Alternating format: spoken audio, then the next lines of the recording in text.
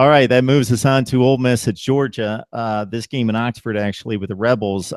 This is one of the more fun teams in America to watch play, I think. I love watching the Rebels play. Chad Kelly throwing it all over the field. Again, the lack of a running game from the running back position has cost this team, and they will not be going to Atlanta again. A very good football team. I still think, despite the record, they're one of the 15 best teams in America, taking on Georgia.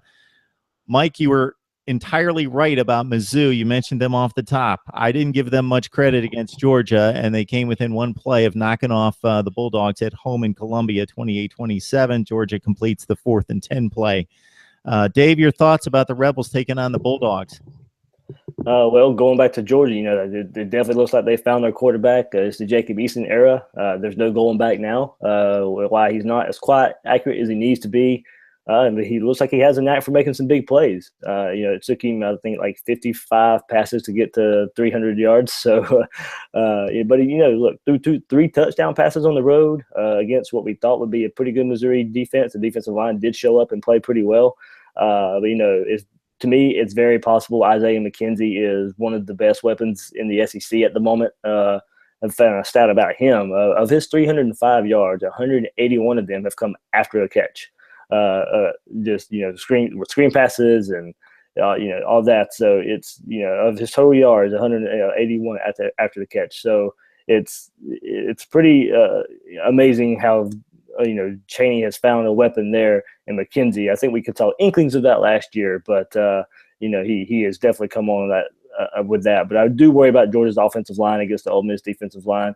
I think that's the matchup of the game there. Can the Georgia offensive line protect Eason and open running holes for Nick Chubb? Since the game against North Carolina, the offensive line has looked nowhere near as good as it looked against the Tar Heels. So, I think you're right, Mark. It goes back also to that Ole Miss running game. If Ole Miss gets up again, what happens there? It's right now they're not giving their defense any rest because they can't get a running game going. They can't help Chad Kelly because they can't get a running game going. So I think that leads to some turnovers from Chad Kelly that he really shouldn't be making, but he's having to make all the plays for this Ole Miss offense. But the Georgia DBs are pretty good, but Drew Lock went off on them last week. So and Chad Kelly's coming off 421 yards against Alabama. So I think it sets up. I can't see Ole Miss going 1-3. While I do like Georgia, them getting better and better. Ole Miss isn't going 1-3, so I'm picking Ole Miss in about a 7-point game. Dave, I think the Georgia defensive backfields are really good, but Dominic Sanders, Quincy Mauger, I think maybe it's the Georgia pass rush just being non-existent. Drew Lock took advantage against that front seven. So, Mike, your thoughts about the Bulldogs and the Rebels? Yeah, Mark, I'm concerned about the other side of the line of scrimmage. I'm concerned about Georgia's offensive line. You look at Nick Chubb, had 80 yards against Nicholls State, had 63 yards against Missouri. Sony Michel only had 3 yards against Nicholls State and 37 yards against Missouri last week. Of course, Harrion had, I think, 40 yards against Nicholls State. But against Nicholls State, you would think Georgia would rack up 200, 250 yards of rushing, and they just didn't do it. And they didn't run the ball effectively at all last week against Missouri. Now, granted, Missouri's defense is a little bit better than Nicholls State, but Mississippi, Ole Miss's defense is going to be much better, I think, than Missouri's defense. They have a lot of talent, a lot of speed. I think Chad Kelly is going to be a much more dynamic playmaker than Drew Lock. And quite frankly, I think Ole Miss is going to play with a chip on their shoulder. I think they're going to think that they let 2 big games get away from them. They're going to think they let Florida State get away.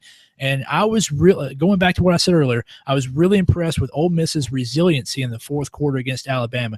You talk about a team that suffered a couple big injuries and had already given up 2 big leads against top 5 teams. I expected Ole Miss to just crumble in the fourth quarter and Alabama run away with it. Ole Miss almost won that game. I've never been a big fan of Hugh Freeze, and I've never really been a big fan of Ole Miss, but I think they showed me a lot in the fourth quarter against that Alabama game. I think they're going to come out with a chip on their shoulder, and I think they're going to win this game against Georgia. Yeah, I think there's a reason Ole Miss is a solid 7 or 8 point favorite according to Vegas. I think they're just a much better football team in most facets. They just went toe-to-toe with maybe the best team in the nation, and it was a 48-43 game, and they turned it over how big turnovers, scoring play turnovers, and in the return game. So all that happened against them, and they still hung in the game against Alabama. Georgia's nothing close to that. Still, even with Isaiah McKenzie's emergence, still don't have the kind of playmakers that some of the top tier teams in the SEC have. And you both pointed out the deficiencies we've seen on the line of scrimmage for Georgia. I think Ole Miss is a much better team, and that will show on Saturday.